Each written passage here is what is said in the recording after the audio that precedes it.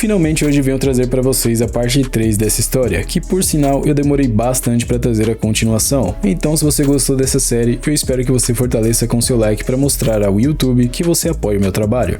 A história continua com os valentões de antes querendo procurar briga com aquela garota de cabelos azuis, que estava sentada ao lado do nosso protagonista. Basicamente, eles queriam que ela entregasse o elixir que o mestre alquimista preparou, e se caso ela cooperasse com eles permitiriam que ela continuasse com vida. Logo que eles deram um aviso para ela disse para nosso protagonista sair logo dali, até porque seria perigoso demais. Revoltado por ela ter ignorado ele, o cara suspeito de antes decidiu agredir a bela garota, mas antes que ele pudesse atingir ela conseguiu fugir e puxar nosso protagonista junto também. Nesse momento, o cara de antes acabou pensando que possivelmente o nosso MC estava trabalhando junto com a garota, portanto era para seus capangas irem atrás dele também. Enquanto eles corriam, ela dizia para ele fugir rapidamente, pois iria tentar segurar o cara de antes para permitir a fuga dele, até porque de acordo com ela não queria que pessoas inocentes morressem por causa dela. No entanto, rapidamente o cara de antes alcançou eles e lançou algum tipo de ataque em ambos, mas ela conseguiu segurar o ataque do cara criando uma espécie de escudo ou algo assim. Como o escudo não era forte o bastante para durar por muito tempo, ele acabou se quebrando, e a escória se aproveitou dessa situação para poder tentar ferir a garota mais gravemente dessa vez. Aparentemente, a garota estava levando a pior, sem sombra de dúvidas, e depois de a garota acabar sofrendo bastante nas mãos do estrume da sociedade, ele finalmente conseguiu o elixir que ele estava procurando, e ele acabou soltando um comentário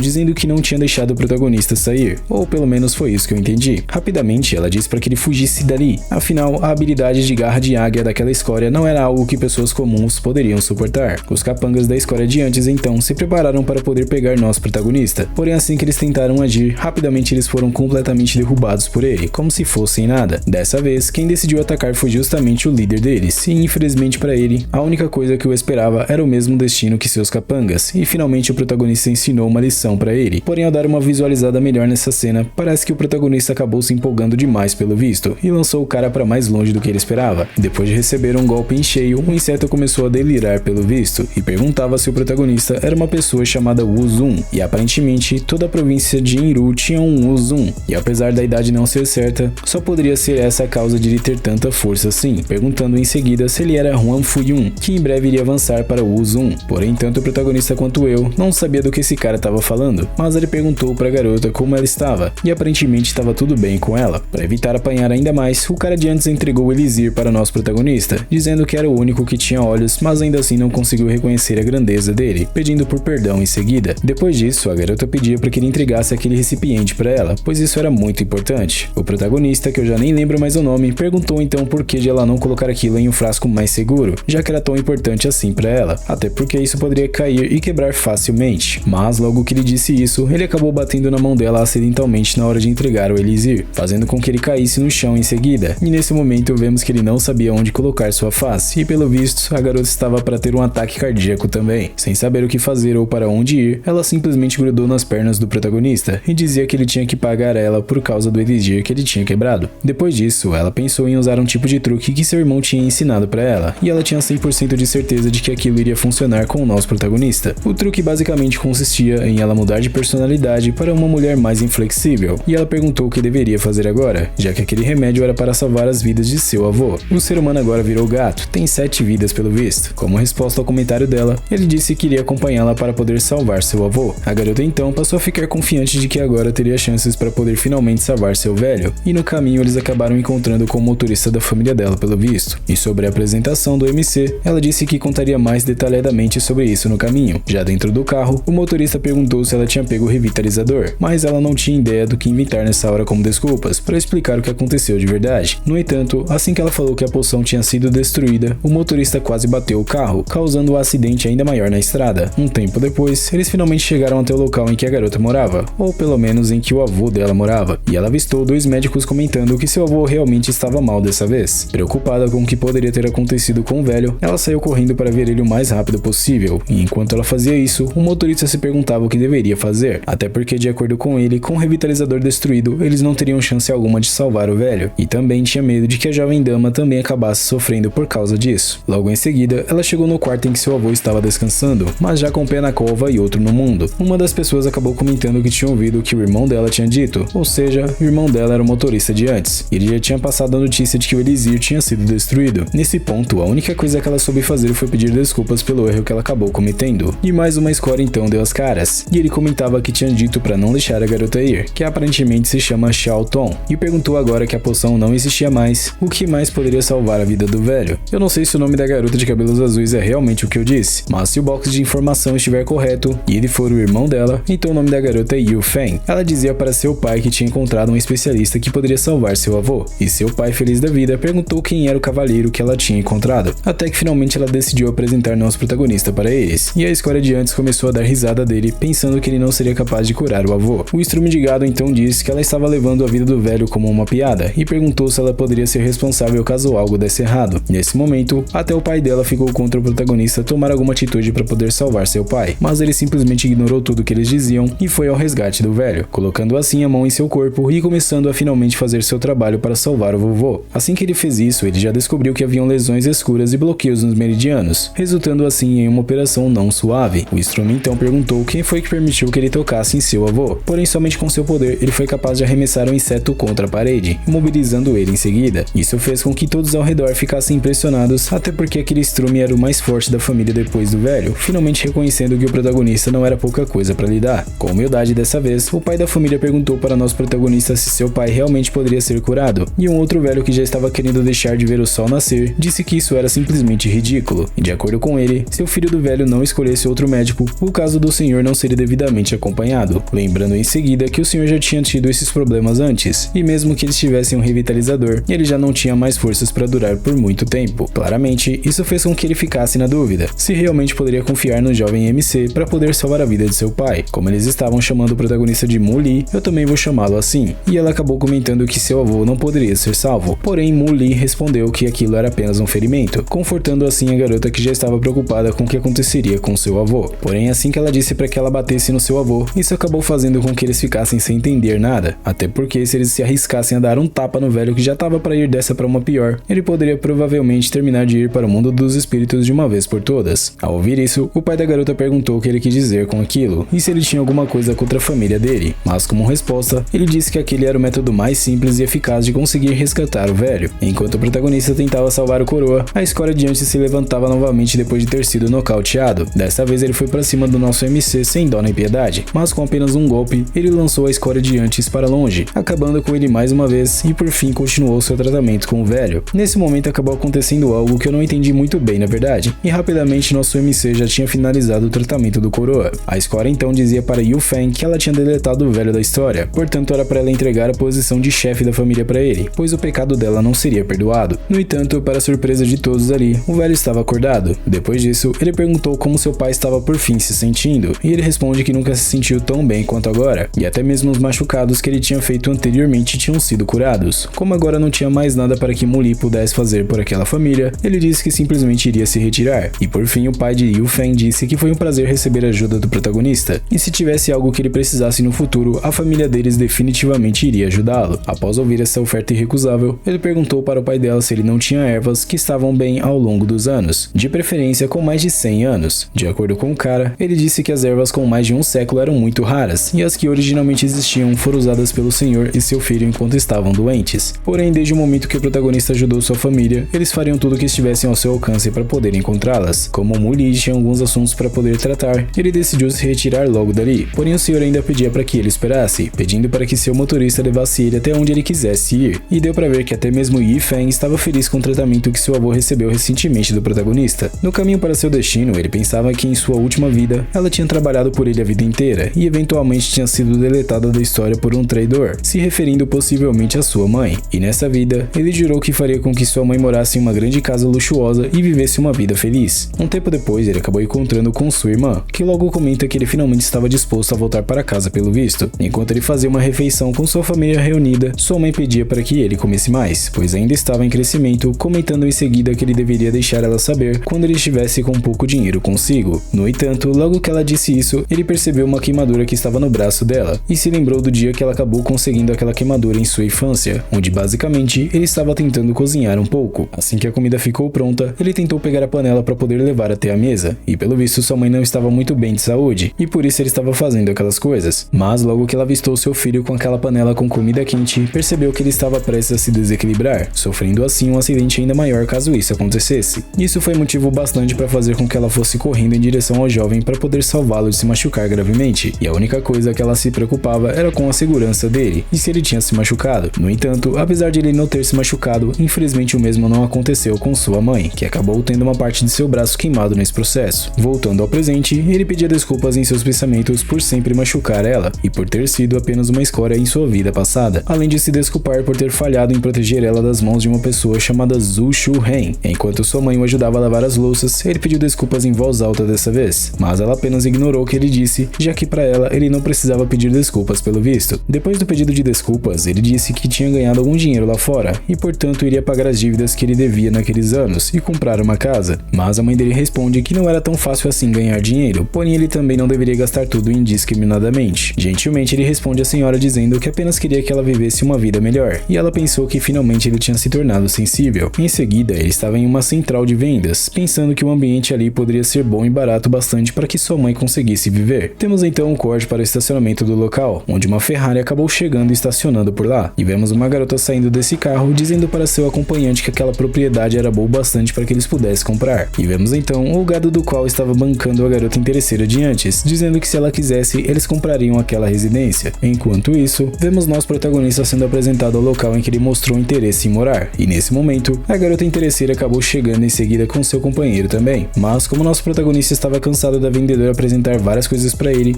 especificou o tipo de lugar que ele gostaria de morar, e o dinheiro não era problema para ele, até que em certo momento, a garota acabou percebendo que ele era um rosto um tanto quanto familiar. Não somente ela parecia conhecer ele, como ele também aparentou conhecer aquela garota.